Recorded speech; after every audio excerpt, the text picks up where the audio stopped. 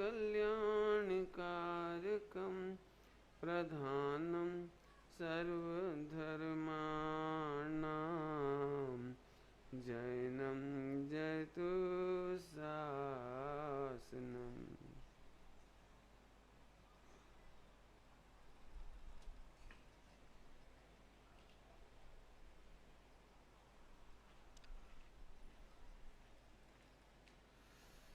विषय बड़ा है, आज अपन फास्ट करेंगे, थोड़ा सा बोलूँगा ज़्यादा, मतलब जल्दी ज़्यादा पॉइंट लेंगे, कोशिश करेंगे जितना ज़्यादा। पास क्यों करोगे, हवा बंद कर दे।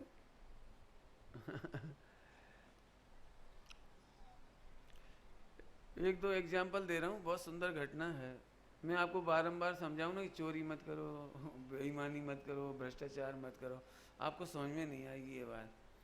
जैसे एक इंस्पेक्टर था, इंस्पेक्टर फूड इंस्पेक्टर होते हैं ना, फूड इंस्पेक्टर गांव में इंस्पेक्शन करने जाते हैं, घूमते हैं वो गाड़ियों से। तो फूड इंस्पेक्टर अपने अटेंडेंट के साथ गाड़ी में चले जा रहे थे, बढ़िया गन्ने लगे हुए थे, गन्ने खेतों में बढ़िया गन्ने लगे हुए थे, शुगर कैन। तो उनको मन आ गया, गन्ने तो बहुत बढ़िया है। तो ड्राइवर को बोला अटेंडेंट ने, रोको, तोड़ के लाऊं साहब? हाँ तोड़ लो, कोई बात नहीं, बोल दिए तोड़ लो। अब साहब का हुक्म है तो तोड़ने चला गया।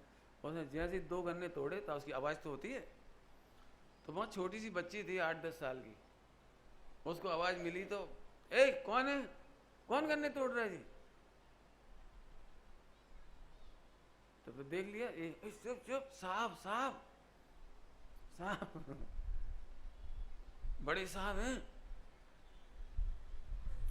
अरे हमारे बापू मारेंगे हमको, हमारे बापू नाराज होंगे, कैसे तोड़ लिए तुमने, शर्म नहीं आती? चुप चुप चुप, साहब, अच्छा साहब, बहुत बड़े साहब, ले जाओ खा लो। तो जो था ना, वो क्या, कौन, वो इंस्पेक्टर जो गाड़ी में बैठा हुआ था, वो सज्जन था। उसने उस बच्ची को बोला, बेटा आप अपने गन्ने वापस ले लो, गन्ने वापस ले। अरे नहीं साहब, आप तो खा लो खा लो। नहीं बेटा, आपके बापू मारेंगे, आप खेती की रखवाली नहीं कर पा रहे, बापू मारेंगे आपके। अरे नहीं नहीं, आप तो खा लो, आप बहुत बड़े साहब हो, हम तो कह देंगे सुअर खा गए।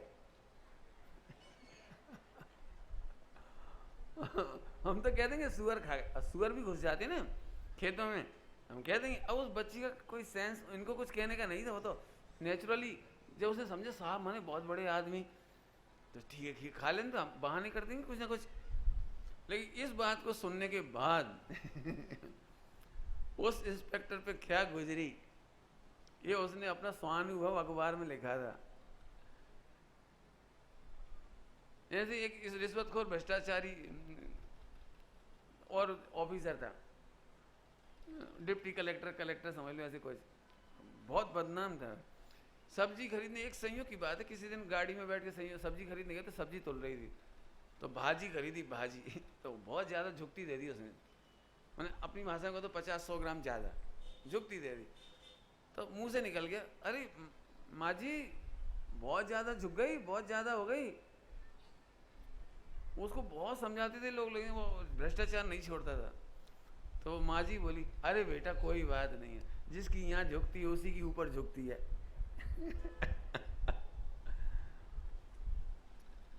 मैंने उसको एकदम लगा, अरे अपन कितना भ्रष्टाचार करते हैं, अपनी नज़र झुकती है, अपना हृदय झुकता है, अपना परिणाम झुकते हैं। मैंने उसकी सोच में, अरे गलत बात है। उस दिन से उसने वो काम छोड़ दिया।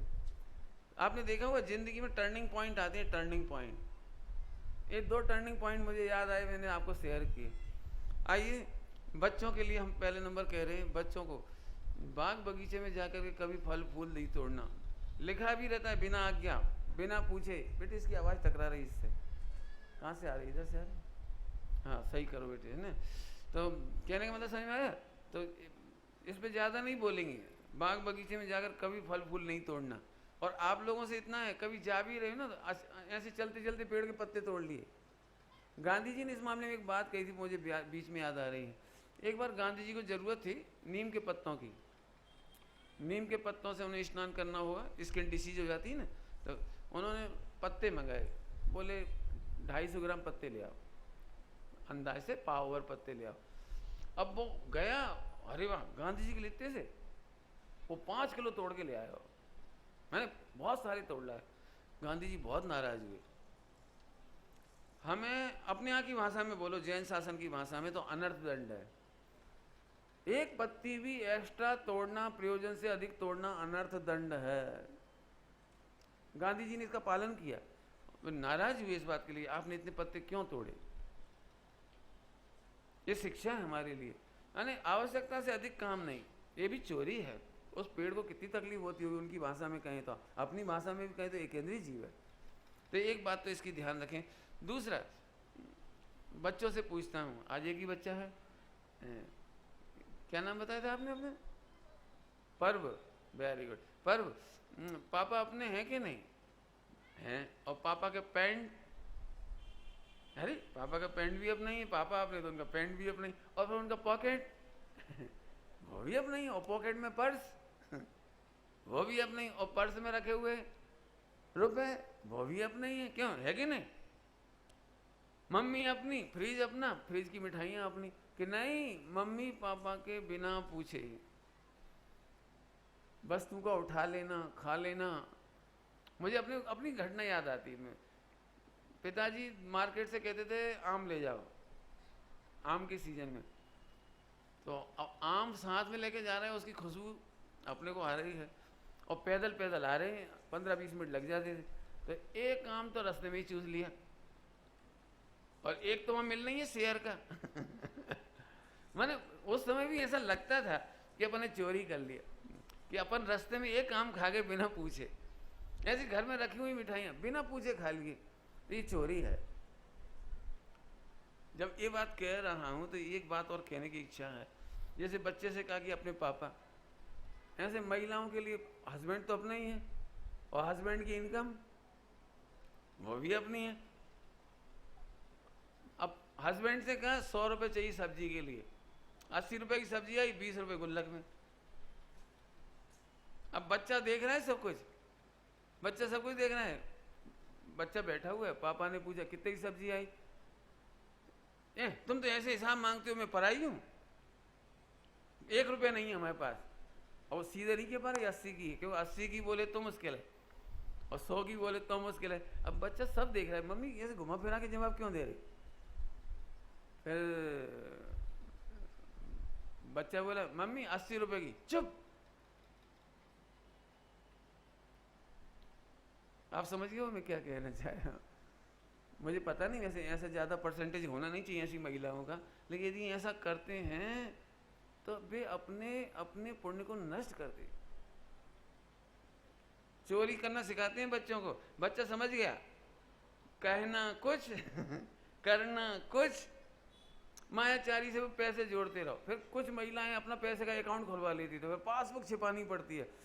कुछ महिलाएं इतनी नासमझ या समझदार होती हैं, वो अपना पैसा पीयर ट्रांसफर कर देती हैं भैया के खाते में, भैया जमा कर देता है, एफडी बना देता, फला कर देता, एक न एक दिन पोल खुल जाती है। पर विश्वास घात नहीं कीजिए। मैं आपको इसलिए कह रहा हूँ, ये पुण्य नष्ट होता है मायाचारी से, छिपाने से, चोरी से, बातें बनाने से, कपट की बातें। और एक न एक दिन खुल जाती है, वो पासबुक दिख जाती है पति को, एक न एक दिन मालूम पड़ जाता, लेटर मेटर पकड़े जाते हैं, भैया का उधर से इधर कहीं ना कहीं से पकड़ी जाती। मैंने एक दिन कहा था पाप छिप नहीं सकता, नहीं छिप सकता, नहीं छिप सकता, नहीं छिप सकता। समय नहीं तो मैं कहानी सुनाता आपको। गजमोती पिक्चर देख लेना इसके लिए आप, मनोरमा की कथा, वो क्या नाम है उसकी, बुधसेन की कथा। बुधसेन को निकाल दिया, पत्नी बोली मैं भी आपके साथ चलूंगी, लंबी नहीं करता हूँ शॉर्ट में, मैं भी आपके साथ चलूंगी। तो बोले देखो ये जो कीमती गहने ना इनको रख दो यहीं, कीमती साड़ी यहीं रख दो, रास्ते में कोई हमें लुटेरे लूट लें, हमें मुझे बांध दें, तुझे लूट ले जाए, तेरे गहने लूट लें, ये अच्छी बात नहीं है। बिल्कुल तुम बिल्कुल ये समझे, क्या कहलाती है घर में मेड कहलाती है, क्या कहलाती है, हाउस मेड वगैरह, नौकरानी की तरह ऐसे सादा कपड़े पहन ले, एक पोटली में कपड़े बांध ले, अपन चलते हैं। दोनों जने बिल्कुल मजदूरों की तरह, नगर सेठ का लड़का और नगर सेठ की लड़की हस्तिनापुर की, और दोनों के दोनों बिल्कुल ऐसे मजदूर जैसे कपड़े, और रातों रात 12-1 बजे चुपचाप किसी को इन्फॉर्म किए बिना निकल गई। संघर्ष किया उसने, दोनों ने संघर्ष किया, लेकिन उसके फल के बाद क्या हुआ बता। और जिन्होंने कपट किया था 6 भाइयों ने, उनका क्या हुआ? वे 6 भाई पूरा बहुएं उनके सब पूरा का पूरा लुट गए। मैंने ज़्यादा लंबी नहीं सुनाना चाह रहा स्टोरी। मजदूरी करने लगे सारे और ये राजा बन गए। राजा की लड़की से भी शादी हो गई, मंदिर बनवाया, उसी मंदिर के निर्माण में जो आए। अब क्या समझते हो? फिर कहते हैं, इंग्लिश में आजकल एक बहुत अच्छा शब्द चलता है, कंफर्ट जोन से बाहर आओ। इंग्लिश में क्या बोलते हैं? कंफर्ट। बोलो संघर्ष का रास्ता अच्छा लगेगा या कंफर्ट का? यदि आपको सुविधाएं चाहिए तो आप मोक्ष मार्ग में कभी नहीं जा सकते। लौकिक में भी सफलता नहीं मिलेगी। इसलिए कभी ऐसा नहीं करना। आपको लगे कि संघर्ष है, होने दो संघर्ष, मजा आएगा आपको। आप मेहनत करके पास करो, उसका रिजल्ट का मजा अलग आएगा। और रिश्वत दे के पास हो जाओ, पेपर आउट करके पास हो जाओ, उसका मजा नहीं आएगा आपको। बस थोड़े में बहुत कह रहा हूँ, इसलिए हर माता बहन को बड़े प्रेम से कहता हूँ, जैसे मेरी सगी बहन को कह रहा हूँ, जिंदगी में पुण्य पाप का भरोसा करो, मायाचारी का भरोसा मत करो, छल कपट से पैसा मत जोड़ो। महात्मा भगवान दीन ने इसी प्रकरण में एक बहुत सुंदर बात लिखी है। महात्मा भगवान दीन माने बाल ब्रह्मचारी दिगंबर जैन, बहुत बड़े चाइल्ड साइकोलॉजिस्ट, बच्चों के मनोविज्ञान पे बहुत अच्छी पुस्तक लिखी है। उस पुस्तक में उन्होंने एक बात लिखी है इसी घटना के ऊपर कि किसी दिन पापा को, पिताजी को पैसे की जरूरत है, चुकाना है आदि आदि। पैसे बिल्कुल नहीं, उन्हें चुकाना कंपलसरी है। उन्होंने पत्नी से कहा, तेरे पास कुछ पैसे जोड़े रखे हो, कहीं रखे हो तो दे दे। तो पत्नी ने मना कर दिया कि नहीं, मैंने 10 साल में जोड़े 10-10 रुपये, 20-20 रुपये, 50-50, 100-100 रुपये पॉकेट में से चुरा के 100-100 रुपये, तब जाके मेरे 10,000 हुए। तो वो उसने मना कर दिया। तो फिर उसे ढूंढ ढांड करके उसके हाथ में गुल्लक आ गई, गुल्लक एकदम वो आ गई बिफरती हुई शेरनी की तरह, उसने गुल्लक पकड़ ली। अब इधर से पापा गुल्लक खींच रही, इधर से बच्चे मम्मी गुल्लक खींच रही, और रो रो के कह रही, मैंने 10 साल में जोड़े, मेरे पैसे हैं, ऐसा। पापा छीन रहे हैं, एक थप्पड़ खींचा और छीन लिया। इस घटना का उल्लेख उन्होंने किया है महात्मा भगवान दीन ने। अब मैंने क्यों सुनाई स्टोरी, उसमें आगे क्या लिखा बहुत सुनने लायक है। उनके घर में जो छोटा सा बच्चा था, पर्व की तरह वो अपने मम्मी पापा से 2 पाठ सीखता है। कभी भी अपनी चीजें राजी राजी देना नहीं खुशी खुशी देना नहीं, और हमेशा दूसरों की चीजें बलात्कार जबरदस्ती छीन लेना चाहिए। ये 2 पाठ एक उसने मम्मी से सीखा कि राजी राजी कोई चीज़ नहीं देना चाहिए, और एक पापा से सीखा कि छीन लेना चाहिए। अब जब उसके घर में कभी ऐसे भाई बहन होते हैं ना कुछ, और तो राजी राजी अपनी चीज़ नहीं देता और दूसरों की चीज़ छीनने लगता है। अब ये गलती आपको बहुत छोटी लग रही होगी जो मम्मी पापा से सीखी है। ये बच्चा दुनिया में कहीं चला जाए, मैं बहुत जल्दी कह रहा हूँ, यदि 1 घंटा बोलने का मौका मिले तो प्रूव कर दूँ इस बात को कि ये बच्चा सम्यक दर्शन का अधिकारी नहीं है, मोक्ष जाने का अधिकारी नहीं है। इतनी बड़ी ब्लेंडर मिस्टेक हो गई आप लोगों के द्वारा। सीखना और सिखाना तो वो चाहिए जो मेरी भावना में सिखाया जा रहा है। बने जहां तक जिस जीवन में औरों का उपकार नहीं, ये तो पति का उपकार ही खराब हो रहा जाता। थोड़े में समझना। चोरी का एक और भेद सुनाता हूँ। एक चोरी का भेद हो गया है, एक चोरी का भेद और सुना रहा हूँ। पत्नी जानती है कि पति बहुत परेशानी में है, कर्जे में है, ब्याज चुकाना पड़ रहा है, बहुत परेशानियां हैं। इसके बावजूद भी वो बार बार उसे कमेंट्स कर करके 25 साल हो गए जब जानते तुमने एक साड़ी दिलाई होती, 20 साल हो गए, 10 साल हो गए जब जानते तुमने एक बीटी दिलवाई होती। बीटी तो समझते हैं ना? मेरे भाग्य में कुछ नहीं लिखा, मैंने कटाक्ष कर करके हैरान। इस छोटी सी घटना आपको छोटी सी लग रही होगी। मुंशी प्रेमचंद जी ने एक गवन नाम का उपन्यास लिखा, इतनी सी बात बताने के लिए। गवन नाम का एक उपन्यास है मुंशी प्रेमचंद जी, इतनी सी बात बताने के लिए कि वो पत्नी ऐसी टॉर्च करती थी पति को कि वो चंद्रहार चाहिए। चंद्रहार समझते हैं लोग? चंद्रहार माने उसका डिजाइन चंद्रमा जैसा होता है। उसका नाम चंद्रहार, और उसको एक ही चीज लगती थी, चंद्रहार चंद्रहार चंद्र। अब मैं मुंशी प्रेमचंद जी का उपन्यास नहीं सुना रहा हूँ, मुझे तो ये कहना है कि सुनो। फिर उसने कर्जा ले लिया, अब वो ब्याज में डूब गया। तुमने हार कितने दिन पहना? तिजोरी में बंद, साल में 2-4 बार बस। लेकिन इतनी खुशी होती है कि पूछो मत। अब लॉकर में चला गया या इधर रखा रहा।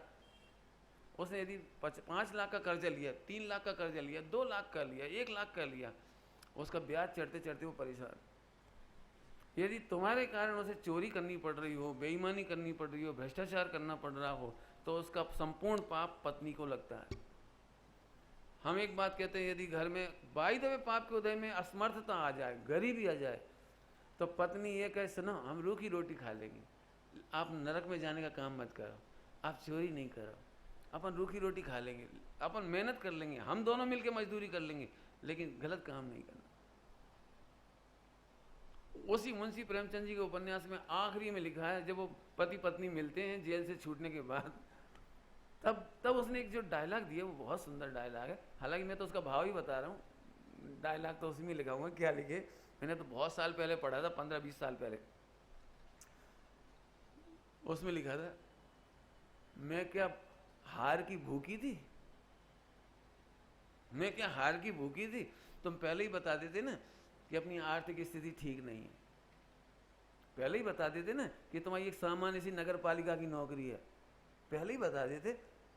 लेकिन वो ढींग हाँकते ना, ढींग, जब शादी होती ना तो ढींग हाँकता, ढींग तो समझते होंगे, वो हाँकता, मैं बहुत बड़ा कारोबारी हूँ, मेरा बहुत बड़ा खाता पीता घर है, मेरी नौकरी बहुत बढ़िया है।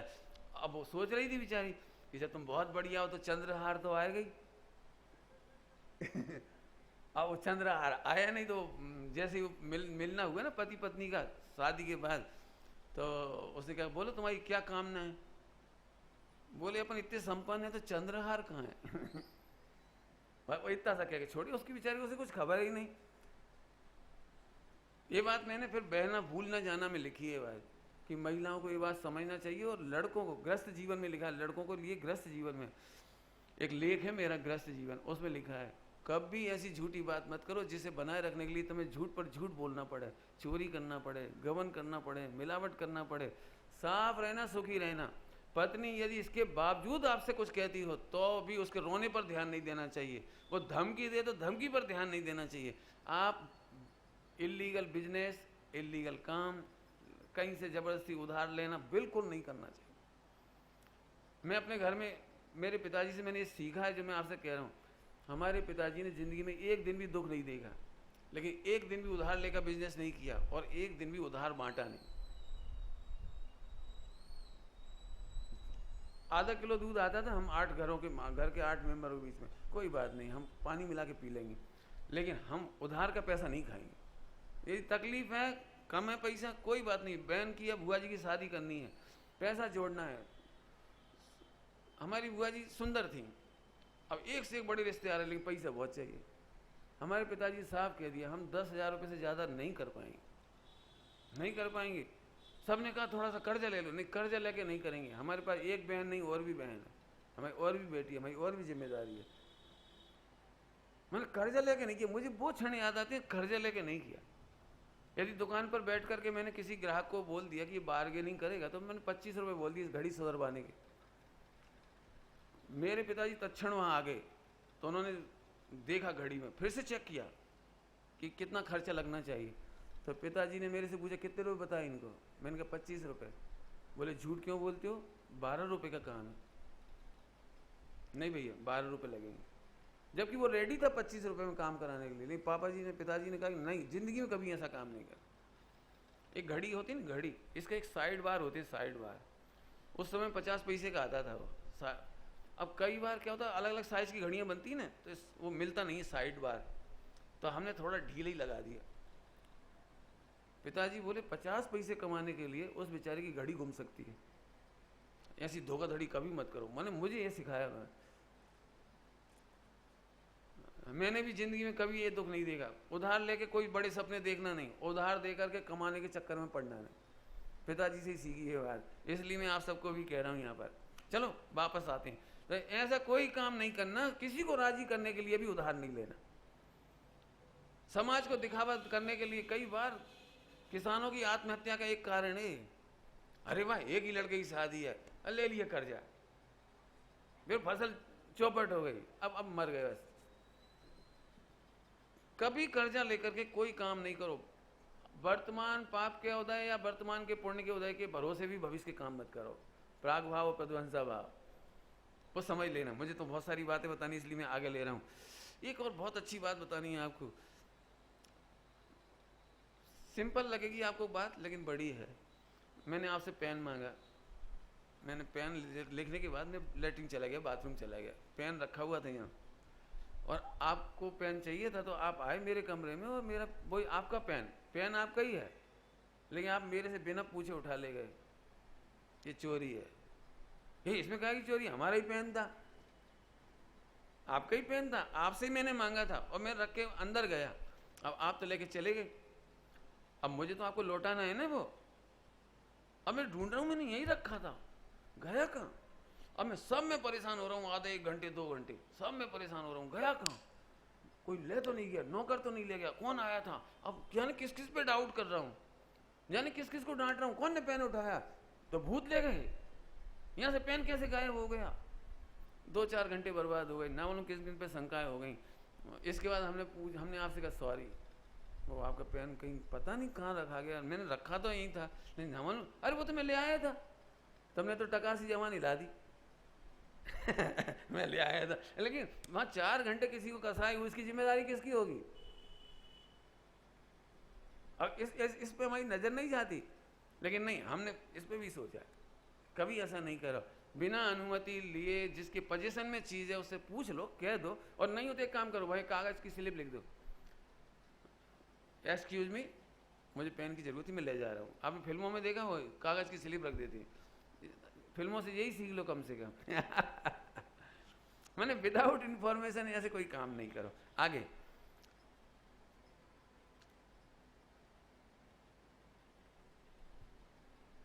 आगे देखो, एक बहुत अच्छा है पक्षपात। पक्षपात तो सुना होगा, पार्शलिटी। हालांकि जहां मैं पक्षपात कह रहा हूं वहां सही में पक्षपात होता है, बहुत बड़ा अपराध है। यदि लोक में देखा जाए तो पक्षपात कभी होता नहीं है। मैं इस समय ये नहीं पढ़ा रहा हूं कि विश्व में कभी एक भी पर्याय में पक्षपात नहीं होता, ये मैं नहीं पढ़ा रहा हूं। ये द्रव्यान योग है, कर्णान योग है, कर्म के उदय की व्यवस्था है। 2 भाई हैं, एक को दूध में मलाई मिलती है और एक को नहीं मिलती है, इसके बावजूद मां पक्षपात नहीं कर रही है। ये द्रव्यान योग और कर्णान योग की बात है, पक्षपात कभी नहीं हो सकता, बराबर वेदांत, ठीक।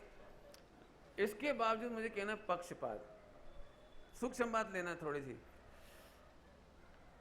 जो जिसका अधिकारी हो उसका अधिकार उसे नहीं देना, ये बहुत बड़ी चोरी है। समझ में आया क्या बोला मैंने? जो जिसके योग्य है, जो जिसका अधिकारी है, उसका अधिकार उसे नहीं देना, ये चोरी है, अपराध है, बहुत बड़ा अपराध है। अभी समझ में नहीं आया होगा, मैं खोल के कहता हूँ। आत्मा सुख का अधिकारी है, आत्मा रत्नत्रय का अधिकारी है, आत्मा ज्ञान का अधिकारी है, आत्मा सुख का अधिकारी है। आप क्या कर रहे हो? पूरा का पूरा उपयोग किसे देके बर्बाद कर रहे हो? किसे? जिस उपयोग को आपको आत्मा को देना चाहिए। ज्ञान का अधिकारी कौन? कि गायक। ज्ञान का सुख किसे मिलना चाहिए? गायक को। तो उसकी तो तुम्हारी दृष्टि नहीं जाती। जब देखो जब इसी अभी मैं सच कहता हूँ, मुझे इसकी इतनी करुणा समझ लो, पीड़ा कह रहा हूँ लेकिन करुणा समझ लो, लेकिन मुझे पीड़ा हो रही है। अभी कोई आपको जरा सा डॉक्टर सजेस्ट कर दे ना, आप पूरा समर्पण दे दोगे। कोई आपको कह दे ना आपको 14 घंटे मेहनत करो तो 1 साल में करोड़ों रुपए कमा लोगे हीरे के बिजनेस से, मैं तुम्हें सिखा दूंगा। फिर तुम दिन नहीं देखोगे, रात नहीं देखोगे, 18-18 घंटा काम करने तैयार हो जाओगे। मंदिर पूजा पाठ छूटे तो छूट जाए, भक्ष खाना पड़े तो ठीक, अभक्ष खाना पड़े तो ठीक, एकदम एक झटके में समर्पण। और हम कह रहे सुनो हम तुम्हें रत्नत्रय देंगे, सुनो सम्यक दर्शन ज्ञान चाहिए होगा। हाँ बात तो सही है, बात तो सही है, बात तो सही है। जी पक्षपात समझ में आ गया? जिस ज्ञान को आत्मा को देना चाहिए, जिसका अधिकारी आत्मा है, उस आत्मा को देने के बजाय तुम इसको दे रहे हो। इसको तो नहीं, मैं घटिया शब्द बताऊं तो जाने किस किस को दे रहे हो। चेतन का अधिकार चेतन को देने की बजाय जड़ को दे रहे हो। कैसे हो गए? एक जरा सी ख्याति लाभ पूजा पाने के लिए 4 शब्द सुनने के लिए कि लोग यदि ये कह दें कि सुमित प्रकाश जी आप तो सूरत वालों के हृदय में बस गए हो, भाई इतनी सी बात सुनने के लिए मैं पापड़ बेल सकता हूँ, त्याग दिखा सकता हूँ, बढ़िया प्रवचन कर सकता हूँ और आपकी खातिरदारी कर सकता हूँ, जाने क्या क्या नहीं पापड़ बेल सकता आदमी। मैं अपनी जिंदगी की बात करता हूँ, मुझे केवल एक तत्व ज्ञान का प्रेम है। कभी मैं मंदिर बनाने के मैंने इसके लिए मेरा जीवन नहीं लगेगा, कोई संस्था बनाने के लिए मेरा जीवन नहीं लगेगा, मुझे केवल शिविर का प्रेम है, तत्व ज्ञान का प्रेम है, क्योंकि इसका नगद आनंद उसी समय मुझे भी आता है, नगद आनंद आता है मुझे भी। अब आपका तो आपकी आप जानो, आपका आप, लेकिन मैं प्रेरणा करूंगा तो यही प्रेरणा करूंगा। आज तक किसी को 5 इंद्रिय के विषय होगी प्रेरणा नहीं। मैंने, मेरे पिताजी तेज स्वभाव के थे, तेज, फिर भी मैंने सारे घर में डिक्लेयर कर दिया था, सारे घर में 5 भाई बहन थे ना, मैं सब लोग, तो हमने सबको डिक्लेयर कर दिया जो ब्रह्मचर्य लेगा उसकी पूरी जिंदगी का खर्चा मैं उठाऊंगा, ब्रह्मचर्य ले ले। हमारी मम्मी ने भी बोल दिया था, हाँ बेटे सबके सब ब्रह्मचर्य में चले जाओ, हमें बड़ी खुशी होगी। पिताजी बहुत नाराज होते थे मम्मी के ऊपर, तूने सिर पे चढ़ा रखा है, तूने बिगाड़ रखा है, सबके सब ब्रह्मचारी हो जाएंगे, घर का क्या होगा। मम्मी ने मुझे बताया पिताजी ऐसा कह रहे हैं सबके सब ब्रह्मचारी होंगे तो घर का क्या होगा। मैंने कोई चिंता मत करो, तुम 1 करोड़ बार कहोगे ना ब्रह्मचर्य ले लो तो शायद एक बार कोई ब्रह्मचर्य लेने की सोचेगा। अरे अनादि के संस्कार बढ़े हैं वो सब काम वासना के, तुम मना करोगे तो भी शादी कर लेंगे वे, शादी करने की जो योग्यता वाले शादी कर ही लेंगे, मना करोगे तो कर लेंगे, और जिनमें योग्यता नहीं है तो तुम कहो करो करो तो भी वे नहीं करेंगे। क्रमबद्ध पर्याय बहुत जोरदार है इस मामले में। विचार करना, जिसका अधिकार है उसे मिलना चाहिए। कहें तो अनादिकाल से आपने बहुत बड़ा पक्षपात किया है। जो उपयोग ज्ञान आत्मा में जाता तो केवल ज्ञान लेके निकलता, अंतर्मूर्त में कैसी मार्मिक बात थी, एक अंतर्मूर्त में केवल ज्ञान हो जाता, और कितने अंतर्मूर्त बीत गए, कितने। शांति से सोचना। आगे एक बहुत अच्छा शब्द आता है अपने तत्वार्थ सूत्र में, माप तौल में अंतर, लेने की बांट अलग और देने की बांट अलग। क्या बोला हमने? लेने की बांट अलग और देने की बांट अलग। समझ गए ना? लेने देने की बांट, तो भारी बांट से लेते हैं और हल्के बांटों से देते हैं, ये तो समझ गए मैं सब। तो इसका अर्थ मैं ज्यादा नहीं कर रहा हूँ, ये तो आप समझदार हो। पंडित साहब ने इसका अर्थ समझाया, वो मैं समझा रहा हूँ। पंडित साहब ने इसका क्या अर्थ किया मालूम है? एक ही घटना में तुम अपने लिए अलग प्रकार से सोचते हो, दूसरों के लिए अलग प्रकार से सोचते हो, ये तुम्हारी चोरी है। नहीं समझ में? सरल दृष्टांत देंगे, एक ही दृष्टांत में काम हो जाएगा, नहीं तो और दे दूंगा दृष्टांत तो बहुत सारे कह रहे हैं मैंने, तुम लगाना दृष्टांत। वेदांत सुन रहे हो? बताओगे दृष्टांत? मैं बताता हूँ, तुम भी सोचना है, तुम भी सोचना पर, ठीक है? मैं दृष्टांत देता हूँ। मेरे पाँव से गिलास टकराया कांच का और टूट गया, तो मेरे मुंह से आवाज निकलती गिलास फूट गया, और वेदांत के पाँव से गिलास टकराया, तूने फोड़ दिया। आप समझ गए? एक ही प्रकार की घटना के प्रसंग में आप अपने लिए अलग सियादबाद लगाते हो और दूसरे के लिए सियादबाद अलग लगाते हो। अपने से काम बिगड़ता है और बाकी घर के सब लोग काम बोलो बिगाड़ते हैं। सुनो, इससे आप ही परेशान हो गए। अब मजेदारी बात है, सुनो, दूसरे से गिलास फूट जाए, सुनो फूट गया, आपने थोड़ी फोड़ा, कोई जानबूझ के फोड़ता है क्या? कई बार आपने देखा मम्मी पापा जम के चिल्ला रहे हैं और बच्चा कह रहा है मैंने क्या जानबूझ के ठोका, मुझे क्या मजा आ रहा था, क्या मैंने प्लान करके फोड़ा है? और वो जमीन पे रखा था, मेरा पैर लग गया, मैं देख नहीं पाया। हाँ इसीलिए तो तूने। अब कल्पना करो, जब बच्चे को देखने की जिम्मेदारी तो आपकी जिम्मेदारी नहीं है। अब बच्चे ने गिलास रखा वहां और पापा से फूट गया, पापा को नहीं देखना चाहिए था, लेकिन नहीं, चिल्लाएंगे जोर से, तूने रखा क्यों था यहाँ? अच्छा इसने क्यों रखा था? और फिर पापा ने जब गिलास रखा था वो बच्चे से फूट गया तब, अरे बोलो। तो अब कहेंगे तू देख के नहीं चलता। अब बच्चे को भी कहना पड़ेगा आपने रखा क्यों था मैं कुछ कह रहा हूं आपको, इसको कहते हैं पक्षपात। दूसरे लोग हमें ऐसे लगते हैं पुरुषार्थ नहीं करते, और हम कहते नहीं मैं पुरुषार्थ तो बहुत करता हूँ लेकिन अभी भवितव्य नहीं है। अच्छा, अपने मामले में भवितव्य नहीं हो और सामने वाले का ये है इनबैलेंस। लेने के बाद अलग और देने के बाद अलग, माने सोचने का एंगल आपका अलग अलग प्रकार है। सुनो, इससे दुखी हो गए, हम आर्ट ऑफ लिविंग सिखा रहे हैं आपको सुखी रहना हो तो वस्तु स्वरूप का विचार करो। अंतिम पंक्ति क्या है भैया इसकी? वस्तु स्वरूप विचार खुशी से, सब दुख संकट सहा करे। सब दुख संकट माने each and every event, activities, modification, जो भी घटनाएं घट रही हों, इंसिडेंट, उन सब में आप भेद विज्ञान करोगे तो सुखी हो जाओगे। बराबर है? आगे सुनो, एक काम और बहुत गड़बड़ होती चोरी के मामले में, साहित्य की चोरी, भजनों की चोरी, दूसरों की अच्छी अच्छी बातें इकट्ठी करके छपा दी। और लेखक, आप संकलक हो, आप लेखक लिखते हो तो आप बहुत बड़ा पाप करते हो। संकलक अलग चीज है और लेखक अलग चीज है।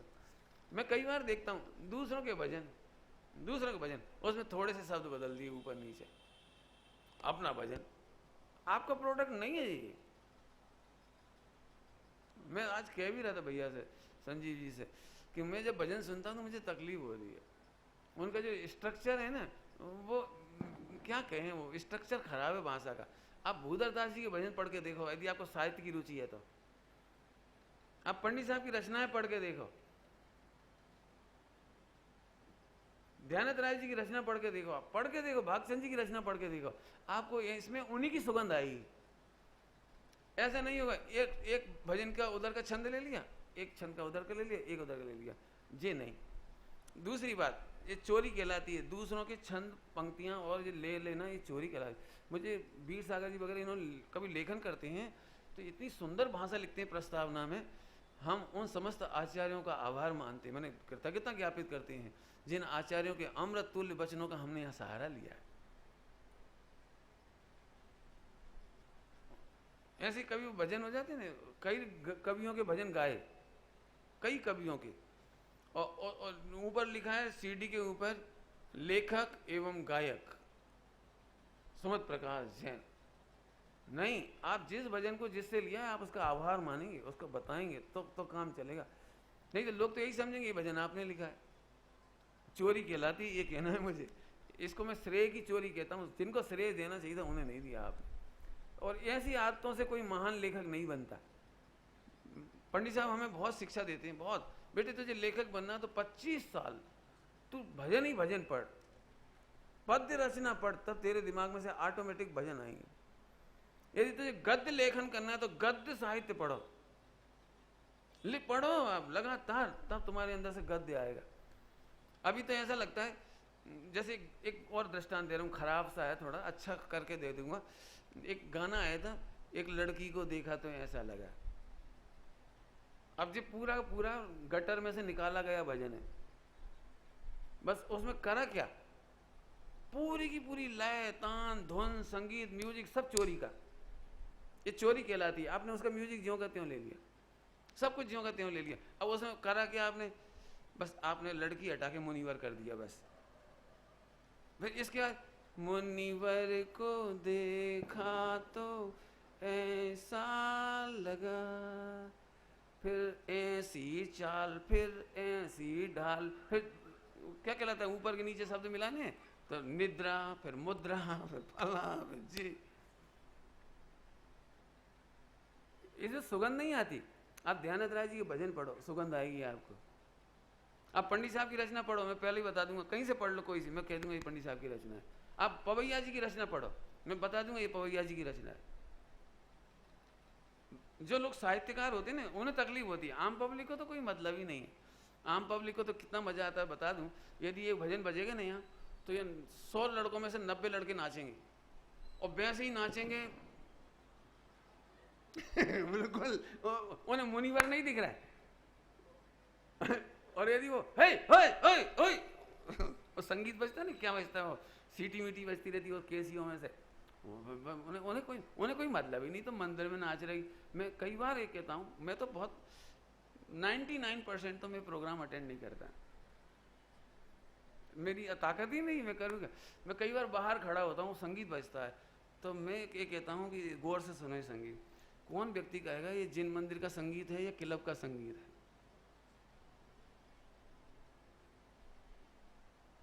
मैं बता सकता हूँ, महिलाओं की आवाज़ रहती ना उसमें, आह जैसी आवाज़, ओ ओ अब वो आवाज़ उसमें बजा रहे। भगवान के सामने क्या जरूरत है? इस मामले में सब बच्चों से कह रहा हूँ, बेटे मुझे तो हमेशा के लिए कोई बात कह रहा हूँ आपसे, बहुत बड़ी चोरी है, समझो क्या कहना है मुझे। आज तक शराब पीने वालों ने भी, फिल्मी हिंदुस्तानों में काम करने वालों ने भी आज तक वो गलती नहीं की, पूरे वर्ल्ड में किसी म्यूजिशियन ने वो गलती नहीं की। जब मस्जिद का दृश्य दिखाते तो अजान सुनाते हैं, बौद्ध की कोई चीज़ दिखाते ना, बौद्ध का तो गच्छम शरणामी बुद्धम शरणम सुनाते हैं। वे किसी बनारस का घाट दिखाते हैं तो घंटी और शंखनाद सुनाते हैं। और जब कोई और जगह दिखाते हैं, ईसाई चर्च वगैरह, मैंने उनके एक एक का म्यूजिक है अलग अलग, बिन उन्होंने गलती नहीं करी। और हम अपने जिन मंदिर में जिनेन्द्र देव के सामने कभी नहीं करा। बारात के डांस में और भगवान तीन लोग के नाथ के सामने नृत्य में बहुत फर्क होना चाहिए। और लड़का भी उछकने लगा, लड़की भी उछकने लगी, दोनों को ही पता नहीं कौन सी लाइन पे नाच रहे। ये गलत काम है, बिल्कुल नहीं होना चाहिए, बिल्कुल। और ऐसी एक जो गंदी आदत है, मैं बिल्कुल खुल के कह रहा हूँ, हमें बिल्कुल पसंद नहीं। दो ही हाथ उठा के जय करो, काय को करो? अब दो ही महिलाएं पूरी दो ही हाथ उठाएंगी, का मतलब कौन से फोटो बनेगी इनकी? दोनों हाथ ऊपर करने वाली कौन सी फोटो बनेगी? खींच के देखो जरा। एक काम करना, अपनी अपनी मिसेज को कहना घर में ऐसे फोटो खिंचवा, अब उनकी फोटो खींचना जरा वीडियो। अरे महिलाएं हैं, सीताएं बैठी हैं, ये समझो, अंजना है, उनकी सील की मर्यादा है, उन्हें हाथ उठाने की जरूरत नहीं है। अब लेकिन वो क्या करे, वो हमारा तो राज नहीं है ना। 99% तो बे ही हैं, बे म्यूजिशियन है, बे गायक, बे लेखक, और बे ही सारे मस्ती मारने वाले।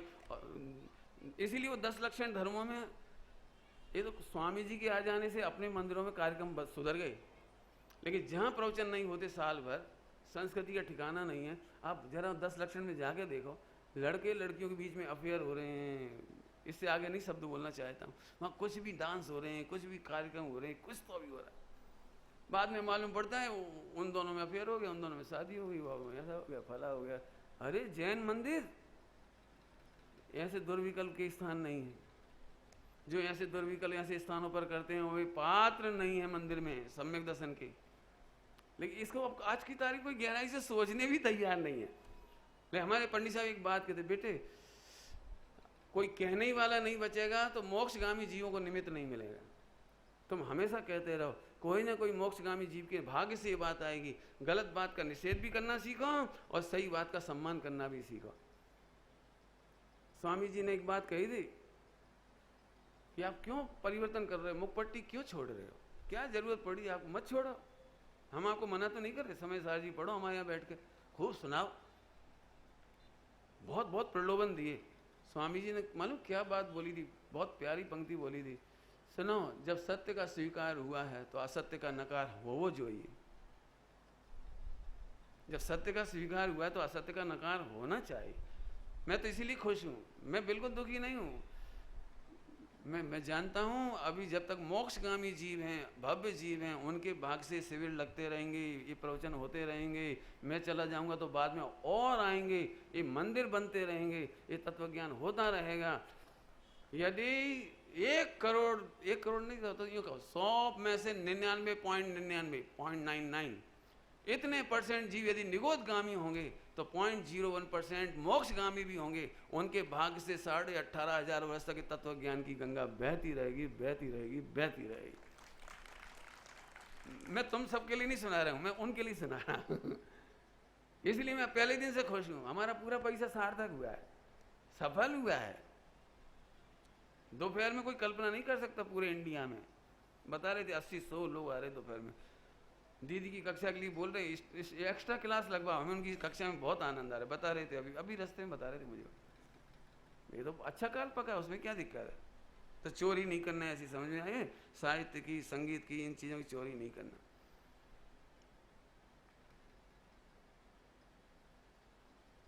चलिए, और एक बढ़िया पॉइंट बोल रहा हूँ, पाप खुल करके करना निर्लज्जता है। आजकल के लड़के लड़कियां पिक्चर टेलीविजन की आड़ में समझ लो या उनके प्रभावित होकर के खुलेआम चाय जैसे कपड़े पहन रहे हैं। हमें तो ये नहीं समझ आते, पिताजी के सामने चाय जैसे कपड़े पहन के चले कैसे गए आप? और चाय जिससे मिलना, उठना, बैठना, इसकी चर्चा मैं कल ज़्यादा करूँगा, इसलिए आज नहीं कर रहा हूँ। मुझे तो केवल इतना ही कहना है, खुल कर के पाप करना निर्लज्जता है, और छिप कर के पाप करना कायरता है। ना निर्लज्जता अच्छी है और ना कायरता अच्छी है। और यदि अपने पाप हो गए हों तो उन्हें स्वीकार करना वीरता है। कोई वीर होगा जो अपने पापों को स्वीकार कर ले, भैया मेरे परिणाम खराब है, मेरी चेष्टा खराब है, ये वो कोई वीर होगा। और सुना, और जो इन्हें मिटाने का उपाय करते हैं वे पुरुषार्थी होते हैं। ये पुरुषार्थ है। फिर समझ लेना, ये तीन बातें मैंने शुरू की 3 बातें। दोष हो जाना अपराध नहीं है, लेकिन दोष को मिटाने की चेष्टा नहीं करना अपराध है। दोष हो जाने में रत्नगढ़ साहब का आचार्य जी में लिखा है, कोई आश्चर्य नहीं है, कोई दूध का धुला नहीं है। दोष होने में किसी का आश्चर्य नहीं है। हमें बच्चों से या बड़ों से किसी से कोई शिकायत नहीं, लेकिन जो दोष मिटाने का उद्यम नहीं करते, ये बहुत गंदी बात। नहीं मिटे इससे कोई मतलब नहीं। तुम मिटाना चाहते हैं ना, बताऊं, अगले जन्म में पूरे मिट जाती हैं वो, क्योंकि आपको मिटाने का इंटेंशन था ना, उसके फल में मिट जाती हैं वो। तुम नहीं कर पाओगे, लेकिन इंटेंशन से सारा काम होगा। इसलिए इस बात को बहुत ध्यान रखना, इसे मिटाने का नाम पुरुषार्थ है। एक और पंडित साहब ने बहुत सुंदर बात बताई थी, हम जैन श्रावक किसको कहते हैं? परिभाषाएं बहुत सुनी होंगी आपने, लेकिन पंडित साहब की मैं लिख के लाया हूँ। श्रावक किसको कहना? हा, जिसकी श्रद्धा भगवान जैसी हो सर्वज्ञ जैसी श्रद्धा हो, ज्ञायक स्वभाव की, वस्तु स्वरूप की, अकर्ता स्वभाव की, और कैसा हो? साधुओं जैसा समर्पण हो,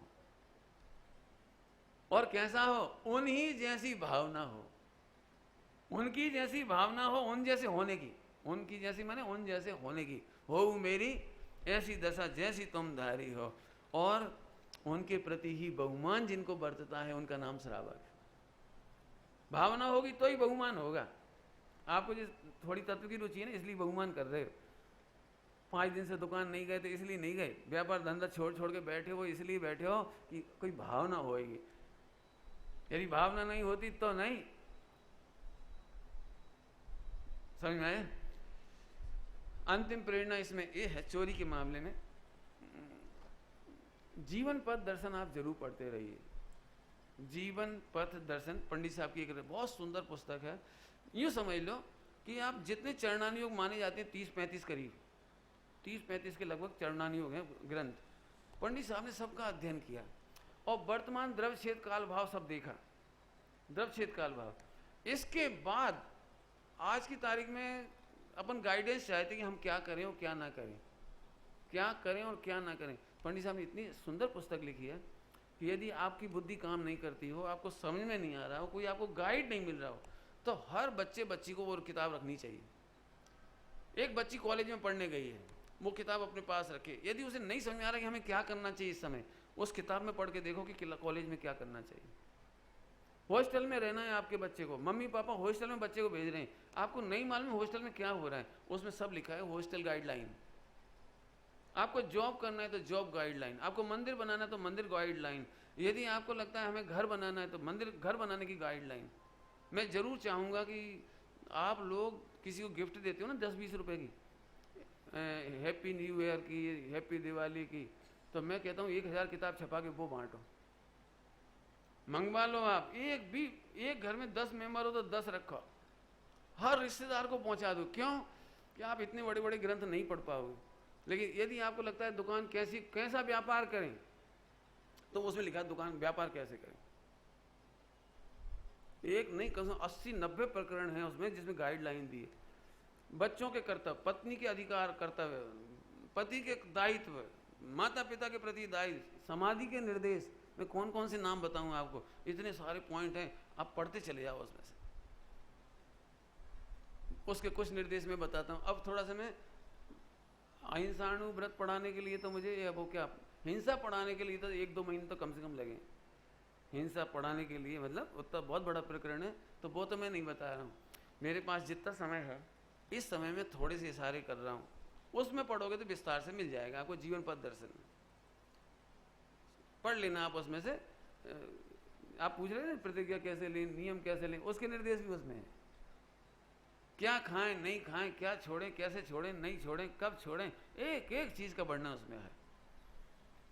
विद्यालय चलाना हो तो क्या करें, हर चीज का वर्णन है उसमें। लेकिन मैं कुछ, आप लोग ध्यान से सुनना, मैं उन चीजों को बता रहा हूँ अहिंसाणु व्रत के नाम पर, जो आपको किताबों में लिखी नहीं मिलेंगी, लेकिन मैं प्रैक्टिकल सोच के और पंडित साहब के आशीर्वाद से जो मैंने सुना है समझा है वो आपको बताने की कोशिश कर रहा हूँ। जैसे कह रहा हूँ, कभी भी अपने घरों में, अपने सीढ़ियों पर, अपने मंदिरों में, अपने धर्मशालाओं में काले पत्थर, लाल पत्थर नहीं लगाने चाहिए, नीले पत्थर नहीं लगाने चाहिए। आप बाथरूम में जाके देखो, और क्या लगा है वो, क्या कहते हैं, ग्रेनाइट। अब वो सफेद काला कलर का, ब्लैक वाइट। आप बालों का गुच्छा पटक दो, वहां बालों का गुच्छा दिखाई नहीं देगा। आप जहां अपन ग्रेनाइट लगाए ना, काला लाल सफेद, आप गौर से देखो, वहां आपको चींटियां नहीं दिखाई देगी, काली लाल चींटियां नहीं दिखाई देगी। सुना, जैनियों का घर अहिंसायतन है, महावीर का अनुगामी श्रावकों का घर माने अहिंसायतन, महावीर का मंदिर माने अहिंसायतन। हमारी पहचान अहिंसा है। लेकिन सही बताना, मुझे कई बार तकलीफ होती है, मुझे ऐसा लगता है, मैं कई बार कह भी देता हूँ, जिस दिन मैं मुनिराज होऊंगा यहाँ प्रवेश नहीं कर पाऊंगा। काले और लाल पत्थर क्या कहलाता है, दाने दाने डालते हैं, काले लाल दाने का, वो मोजाइक कहते हैं, क्या कहते हैं, ऐसे सीमेंट में मिला करके बिछा देते हैं। फिर से समझ लो, लाल फर्श, लाल चींटी नहीं दिखेगी, कभी नहीं बिछाओ। लाल बाजार से वो खरीदते हैं, क्या कह जाता है वो, चटाइयाँ, मैट, प्लास्टिक की, नायलॉन की, जिसकी भी होती है प्लास्टिक की, कभी ऐसे कलर की मत खरीदो जिस पे जीभ दिखाई ना दे। अब मान लो लाल है, तो एक अच्छी बात होती है, एक साइड वाइट कलर का होता है, उसका चमकदार लाइट कलर का होता है, तो ऐसे बिछाओ। ये मत सोचो कि वो गंदी हो जाएगी, हो जाए गंदी, हमें गंदी होना महत्वपूर्ण नहीं है, उसे हम 10 बार धो लेंगे, लेकिन उस पर चींटियाँ दिखना चाहिए। ऐसे ही हम जो स्टैंडिंग किचन बताने, स्टैंडिंग किचन कभी काला नहीं होना चाहिए। पैर रखने के स्थान सुंदर दिखाने के लिए लोग क्या करते हैं, ऐसा पत्थर तो लगाते हैं सफ़ेद, और ऐसा लगा देते हैं लाल या काला, इस पे पैर रखना है अपने को। इसका ध्यान बहुत ही रखना। और कभी भी तुम्हें पता लग जाए कि तुम्हारे रिश्तेदार या मित्र या कहीं मंदिर का निर्माण हो रहा है, आप सबसे पहले जाके पहले ही बता देना, और नहीं तो वो किताब में से वो व्हाट्सएप कर देना उसे, मंदिर निर्माण, गृह निर्माण, दुकान निर्माण कैसे करना वो पढ़ लेना आप। एक और बहुत बड़ी बात कहना है, मैं जहाँ भी ठहरा हूँ ना, वहाँ से भी मैं कह रहा हूँ, मैं ऊपर छत पे रोज सुबह होता हूँ, सामने जितने घर हैं, जितने लोग रहते हैं, जैन समाज के होंगे या जो भी होंगे, आधा पौन घंटे तक पानी का ओवरफ्लड होता रहता है। वो क्या कहलाता है, ओवरफ्लो। टंकी भर जाती है, अब टंकी तो बोलने आएगी नहीं, मैडम मैं भर गई हूँ वो तो बोलेगी नहीं कोई। जहाँ मैं ठहरा हूँ ना, उसके ऊपर भी मैं जब छत पे गया तो पौन घंटा, 1 घंटा पानी डुल रहा है, क्योंकि मालिक तो कोई है नहीं। भाई ये मजदूर, नेता, क्या नेता नहीं, वो कर्मचारी, मैनेजर समझ लो, कर्मचारी समझ लो, माली समझ लो, चपरासी समझ लो, उन्हें क्या बिजली का ऑन करा, अब कब 1 घंटा बीत गया पता ही नहीं लगा, उसे आधा घंटा कब बीत गया पता ही नहीं लगा, भर गई कि नहीं भर गई कब पता लगा। फिर कभी कोई कहीं से फ्लो का पता लग जाए उसे, या कोई कह दे तो वो बंद होती है। मैं ये कह रहा हूँ, इसमें बिजली की हिंसा हुई, अग्निकाय के जीव की हिंसा हुई, पानी की हिंसा हुई। पानी वैसे ही वेस्टेज बहुत हो रहा है, कम पानी है। आपको अभी देखो, पढ़ करके अखबार उठा के देखो, कितने कितने नगरों में पानी 400 500 फुट नीचे चला गया। कितने गांव में, एक गांव है, गांव वहाँ पानी की एक बूंद नहीं मिल रही है। आप फोटो आए थे अभी 4-6 दिन पहले, उसमें आदमियों को उतर के, महिलाओं को उतर करके जाना पड़ रहा है कुएं के अंदर, और इतना सा पानी, उसमें से गंदा पानी भर के ला रहे। एक गांव में पानी का एक ही कुआं है, और वो पानी का वेस्टेज नहीं करो, तो फिर क्या करें। बहुत सिंपल काम है, बहुत सिंपल। सब लोग प्रतिज्ञा करके जाओ, ये तो मैं करवाना चाहता हूँ कि आप 100-125 रुपए की एक घंटी आती है वाटर वेल, वाटर वेल के नाम से, जो भी नाम आवे, नाम कुछ भी हो सकता है। हमने तो स्वामी जी की 125वीं जयंती के समय वो बनवाई थी 1000 स्पेशल। उसमें हमने स्वामी जी का उपदेश डाला था गुजराती में, हिंदी में और इंग्लिश में भी, उसमें तीनों वो शिक्षाएं डाली थी। हम चाहते हैं आप बाजार से खरीद लो सभी लोग, और टैंक में डाल दो, उसका तार डालने पड़ते हैं, तार इलेक्ट्रिक से जोड़ दो, जैसे ही वो भरने को होगी उसके 5 मिनट पहले आपको उसकी रिंग आ जाएगी। वो बोलने लगी पानी भर चुका है, कृपया बंद कर दीजिए, कृपया मोटर बंद कर दीजिए। स्वामी जी की मैंने कौन सी आवाज़ डाली उसमें पता है? ओ हा, पानी ना एक एक बूंद मां, કેટલા ભાવીના સેદ છે ને કેટલા ભૂતકાળના માતા પિતા છે। હા, पानी भरी गया है, मोटर बंद करी दे ने मैंने इस तरह की टोन डाली है, मोटर बंद करी दे ने मैंने उसमें ऐसी आवाज डाली है उसको। उसका नाम हमने अहिंसक नाम रखा था, अहिंसक बैल। हमारा मतलब है कि यदि आप में से कोई प्रोडक्ट भी बनाता हो तो बनाओ, बेचो, मोटिवेट करो। पानी इतना वेस्टेज जाता है जिसकी हद नहीं। और नहीं तो आप एक काम करो, सारे 30 क्षेत्रों की छतों पे जाके देखो, पानी के निशान दिखाई दे जाएंगे आप। तो ये कुछ बातें मैंने आपको बताई हैं। ऐसे अहिंसा की, अहिंसानुव्रत की बात कर रहे हैं, हिंसा ना हो इसके हमें उपाय करने चाहिए। खान पान की बात यदि करने बैठ जाएंगे तो बहुत ही बड़ी हो जाएगी। उसकी तो पिक्चर मेरे पास बहुत है। कल ही एक पिक्चर आई है तुम्हारे मोबाइल पर, रेलगाड़ी के बाथरूम में से पानी भर रहा है वो वेंडर, उसमें से चाय कॉफी बना के बेच रहा है वो। कल ही के उसमें आई है मोबाइल की न्यूज़ में, दैनिक भास्कर की न्यूज़ खोली तो उसमें आई, ये हालत है। इसके तो बहुत मेरे पास वीडियो पड़ी है तमाम, आप देखो। ऐसी चीज़ें मत खाओ जिनसे हिंसक खान पान है। इस पर मैंने बहुत पहले भी थोड़ा सा कुछ कहा था, अब चूँकि समय भी नहीं है इसलिए मैं ज़्यादा नहीं कह रहा हूँ। लेकिन एक बात कहता हूँ, आप पढ़े लिखे हो, आप समझदार हो, आप जिनवाणी में लिखा है इसलिए मत मानना, लेकिन अपने दिमाग की खिड़की खोल के रखना। यदि समाचार पत्र पढ़ के लगता हो, टेलीविज़न देख के लगता है कि इट इज़ रॉन्ग, तो आप जरूर मानना। मैं केवल विचारक हूँ। मैंने जितना त्याग किया जीवन में, इधर पढ़ के नहीं किया। किसी ने मेरे कान पकड़ के नहीं कहा कि त्याग करो, लेकिन मैंने जब टेलीविज़न से देखा हो, चाहे पिक्चरों से देखा हो, चाहे न्यूज़पेपर से देखा हो, लेकिन जब मुझे दिखाई दिया कि गलत है, मेरे जीवन में ऑटोमेटिक त्याग होता चला गया। आप जो भी बात मेरे से पूछोगे ना कि ये आपका क्रियाकांड है, ये तो खींचतान है, ये तो जड़ की क्रिया है, मैं आपको एक एक साइंटिफिक लॉजिक दूंगा कि मेरे जीवन में एक चीज़ भी पुण्य के लोभ में नहीं आई और नरक के डर से नहीं आई। मेरा मन नहीं करता है कि मैं वो काम कर सकता हूँ। बस पिक्चर देखने की ज़रूरत है। आप क्या कह रहे, जीन्स है ना, जीन्स मॉडिफाइड मार्केट में जो आ रहे हैं, क्या कह रहे हैं, जेनेटिकल है ना, वही जीएम फूड कहलाते हैं। जीएम फूड बहुत खतरनाक है। आप चाहो तो हमसे पिक्चर लेके देख लो, इसके बाद निर्णय करो हमें क्या खाना और क्या नहीं खाना। बाजार की चीज़ें सबको प्रॉफिट कमाना है, किसी को आपकी हेल्थ और धर्म से मतलब नहीं है। मार्केट की क्या कहते हैं आपको, मार्केट की ब्रेड समझते हैं, ब्रेड, मार्केट की ब्रेड खाते हैं जो लोग, आज 25 साल बाद, 35 साल बाद उसका निर्णय आया है कि उससे कैंसर होता है। रिपोर्ट आ चुकी है और इन पर बहुत जुर्माने लगाए गए। 25-35 साल बाद बोल रहे हैं। हमें तो पहले ही मालूम था कि मैदा को सड़ाओगे आप, फिर उसको कीड़े नहीं पड़ जाएं, 6-6 महीने, 3-3 महीने, 2-2 महीने तक कीड़े नहीं पड़ जाएं, तो उसमें जहर डालोगे और ऐसे ऐसे केमिकल डालोगे जिससे वो नरम बनी रहे, स्मेल खराब नहीं हो। ये ऐसे हो सकती है? तुम्हारी सुबह की रोटी शाम को खराब हो जाती है, और वो 1-1 महीने चल रही, क्यों चल रही है? अब ये अपने को कॉमन सेंस लगाने की ज़रूरत है। लेकिन आज के जो बच्चे बच्चियाँ भोजन बनाना नहीं जानते, उनके पास तो उसके सिवा वो कुछ रास्ता ही नहीं बेचारों के पास। अब क्या होता है, बहुत प्रेम से मैगी खाते रहे, फिर मैगी की रिपोर्ट आ गई। बहुत प्रेम से पहले साबूदाना खाते थे अपन सब मिलकर और साबूदाने की रिपोर्ट आ गई। अब मैंने समझ लिया कि जो प्राकृतिक उपज आ रही सामने, उसमें से टेस्ट करके सही वो खाना, और जो बाजार में जितने रेडीमेड आइटम है, चाहे वो कोई सही आइटम क्यों ना हो, वो खाने लायक नहीं। पानी के मामले में भी ऐसी बहादुरी मत दिखाओ कि हमें बोतल का ही पानी पीना है, आरओ का पानी पीना है। मैं फिर कहता हूँ, आप अपने शरीर को इतना कमज़ोर नहीं करो कि आरओ का पानी पीना पड़े। मैंने आज दिन तक आरओ का पानी नहीं पिया, और आप मुझे चेकअप करा ले, लीवर किडनी ऊपर नीचे जो तुम्हें टेस्ट कराना सब करा ले। एक भी दिगंबर मुनिराजों को आज भी कैंसर नहीं हो रहा है, हार्ट अटैक नहीं हो रहा, ब्लड प्रेशर नहीं हो रहा, यदि उनका खान पान सही है, कोई गड़बड़ नहीं हो रही।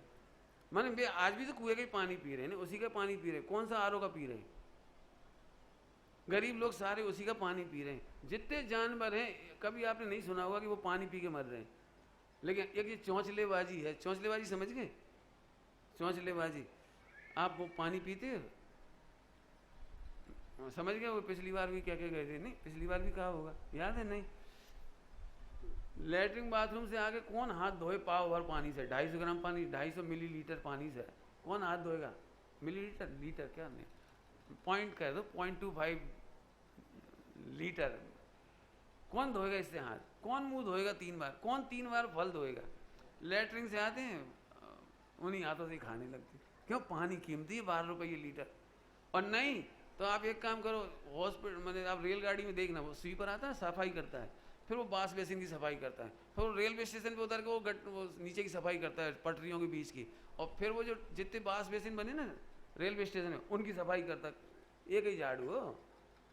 पहले मैं भी पी लेता था पानी, वो क्या कहना, रेलवे स्टेशन के प्लेटफार्म का छान करके, और जब मैंने देखा, आई गुड, इटारसी की घटना है, उस दिन का दिन है। अब पानी पीने की हिम्मत ही नहीं पड़ी। वो सब जगह क्या करोगे क्या? अब ये बच्चे को गर्मी के दिन में प्यास लग रही, हर आदमी को 4-5 लीटर पानी पीना चाहिए गर्मी में। एक बच्चा पप्पा से कह रहा, पप्पा डॉक्टर ने कहा 5 लीटर, तो 5 बोतल मुझे दिलवाओ। 1-1 लीटर की 5 लीटर तुम्हें चाहिए, 5 मेंबर है तो कितने लीटर खरीदना पड़ेगा? 25 लीटर। पैसा जोड़ो, कितने हुए? 15 का मल्टीप्लाई, नहीं तो 10 का ही कर लो, चलो। और फिर अब तुम दान कर पाओगे? कोई प्यासे को पानी पिला पाओगे? कोई बेहोश हो जाए तो उसके ऊपर छिड़क पाओगे पानी? किसी गरीब को पिला पाओगे? इसने तुम्हारे दान के परिणाम खत्म कर दिए। क्रूरता आ गई। ये बच्चे को डांटेंगे, बार चुप, 1 लीटर पीना है पूरा, बस 1-1 चम्मच पी। ले, जो दूध तो पिलाना दूर रहा, पानी नहीं पिला पा रहे बच्चे को, काहे के चक्कर में? मैं फिर कहता हूँ, इनकी बातों में मत आओ। साइंटिस्ट के नाम पर जो क्या कहते हैं, अब आपको हम समझा क्या सकते हैं। आपको पता है 25 पैसे का पानी 12-12, 15-15 रुपये में बिक रहा है। क्यों? कि वो IPL खिलवाती है। विज्ञापन का खर्चा कैसे से निकालेंगे? मैं बिना विज्ञापन के शुद्ध बूंदी बेचूं ना, बूंदी क्या कहता है, बेसन का लड्डू, बिल्कुल शुद्ध घी का। अब मैं 1000 रुपये किलो लड्डू बेचूं, पुलिस आ जाएगी पकड़ने के लिए। मुझसे पूछेंगे लागत क्या है आपकी, लागत क्या है? और मैं पूछता हूं, उनसे कोई नहीं पूछता लागत क्या है। 95% लागत केवल विज्ञापन की है। उनके बाप का क्या जा रहा है? तुम्हारे देशवासियों का गला काटेंगे 12-15 रुपये लीटर पानी बेच के, और तुम्हें IPL खिला देंगे। 15 करोड़ में धोनी बिकेगा, 14 करोड़ में वो बिक जाएगा, 16 में वो बिक जाएगा। 10, 50, 100, 200, 500 खिलाड़ियों की चांदी हो रही है, बाकी पूरा देश की बर्बादी हो रही है। जो मैं हिंसा में गिनता हूँ इसको। आप गरीबों को गरीब बना रहे हो, और आप अपने आप को भी दान आदि के परिणामों से रहित करके अपने परिणामों की हिंसा कर रहे हो, अपने पुण्य की घात कर रहे हो। सुनो, अब अंतिम बात कहता हूँ, इसका रिजल्ट भी सुन लो। इसका रिजल्ट भी, तुम जिसको शान समझते हो ना, खान पान जिसके बल पर एक क्रूरता आ रही, क्रूरता, उसके फल में तुम्हें कैंसर हो रहा है और ICU में मर रहे हो। और जो गरीब लोग हैं, आज भी गरीबों में जाके देखो, मैं बहुत सारी अच्छी अच्छी बातें बता सकता हूँ गरीबों की, झोपड़पट्टियों में रहने वाले की। एक महिला है, एक ही झोपड़ी में रहती है, एक झोपड़ी समझते, जरा सी झोपड़ी, 70-80 साल की महिला है। सड़क पर से पन्नियाँ उठाती हो, बोतल उठाती हो, बेचती है। उसने 25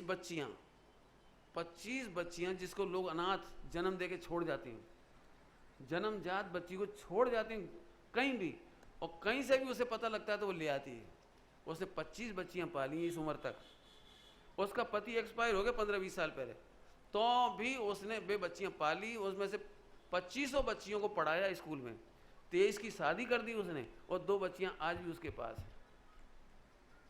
एक गरीब महिला 25 बच्चियां पाल सकती है, और हमारी तुम्हारी हालत देखो, हम बच्चे को पानी नहीं पिला पा रहे दया दान के परिणाम खत्म हो गए। हम क्या कहें? सुनो, उसको कैंसर नहीं है, उसको टीबी नहीं है, आज की तारीख में भी परिश्रम कर रही है। आप चाहो तो इंटरनेट पे जाके देख लो, उसकी अखबार में उसका फोटो, उसका नाम पता मेरे पास भी है। मुझे इतनी खुशी होती है, मुस्लिम महिला है, मुस्लिम महिला, बड़ी बड़ी प्रसन्नता होती है। आज भी देश में एक से हीरा चमक रहे हैं घूरे में। आपको घूरा नहीं कहना चाहिए, मुझे कहना चाहिए भारत के मुकुट में। घूरा में तो तुम रह रहे हो, न तुम्हारे खाने का ठिकाना, न आज पानी छानने का ठिकाना नहीं बचा। भोजन, जैनियों की भोजन में पानी नहीं छन रहा है, बताओ। धिक्कार है, धिक्कार है, धिक्कार है फिर कह रहे भैया हमारे शिविर देखना, आप हमारे शिविर, विदिशा का शिविर देखो, पानी छनवाया था, कैसे छनवाया था, अनछना पानी पीने की व्यवस्था नहीं। हमें भले और आदमी लग जाएगा, हमारे लड़के लगेंगे। अभी हमने एक छोटा सा इंस्ट्रूमेंट तैयार किया है, हमारे एक बच्चे ने किया है, वो इंस्ट्रूमेंट तैयार किया, आप देख लेना, उसके पिक्चर मंगवा रहे हैं, आप देख लेना। आप चाहो तो भोजनालय में परमानेंट लगा दो यहाँ इंस्ट्रूमेंट, पानी छनता रहेगा, जीवाणी हो जाएगी, बिल्कुल बढ़िया सिस्टम है। ना आदमी चाहिए ना कुछ चाहिए। हम अभी जो अगले शिविर के पहले तैयार करवा रहे हैं उसे। द्रोणागिर में आके देखना आप, कोई को पकड़ने की जरूरत नहीं, पानी ऑटोमेटिक छनेगा, जीवाणी हो जाएगी और जीव की हिंसा भी नहीं होगी और बहुत अच्छा काम होगा। अपने घर में लगवा लियो ऐसे। मैंने हम अक्कल लगाएं, हमारा मतलब अक्कल काहे के लिए? पानी छाने, उबाले, अच्छे काम करें। ये भैया तो बहुत कह रहे हैं क्योंकि घर घर जा रहे हैं। आजकल हमारा भोजन कैसे हो रहा है, पहली बार है ये मैनेजमेंट देख रहे हैं घर में जा जाकर, तो बता रहे हैं सारी रिपोर्ट। इनकी बहुत जिद है कि कल आप यहाँ पे प्रैक्टिकल करके टीवी पे दिखा दो, रिकॉर्डिंग हो जाए और पूरे देश वाले देख लें वो कि यहाँ पे पानी कैसा मोटा छन्ना होना चाहिए, कैसे छानना चाहिए, कैसे उसकी जीवाणी करना चाहिए, वो बताओ। हालांकि बड़ा कठिन है लेकिन क्या कहें, मैंने दुख की बात है कि जैनियों को टेलीविजन पे कहना पड़े कि पानी छानो, जो हमारा फर्स्ट सिंबल है, फर्स्ट सिंबल।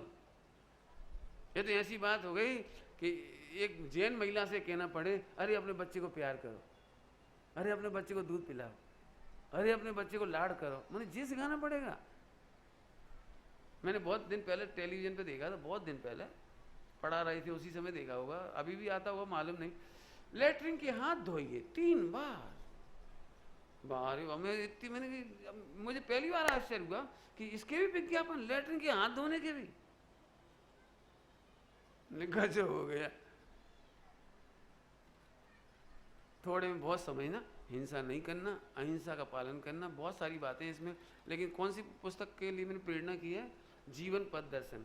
हो सके तो आप 2-4 लोग कहो, भिजवा देंगे हम आपको, और बंटवा दो और पढ़ना जरूर उसको। मंदिरों में, हर मंदिर में रखवा दो, कोई नहीं निकालेगा उसे, कोई भी नहीं माई का लाल निकाला। एक एक मुहिराज के पास पहुंचा दो, एक एक श्रावक के पास पहुंचा दो। और हमारा ये कर्तव्य है कि दूर भगावें बुरी रीतियां और सुखद रीति का।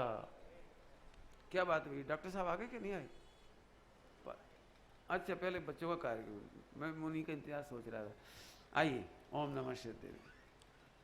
अभी हम सभी ने बहुत ही हृदय स्पर्शी मार्मिक व्याख्यान आदरणीय भाई साहब के द्वारा सुना। तत्पश्चात डॉक्टर साहब हमारे बीच में पधारने वाले हैं। उसके बीच पाठशाला के छोटे छोटे बच्चों द्वारा यहाँ पर बहुत ही सुंदर प्रोग्राम हो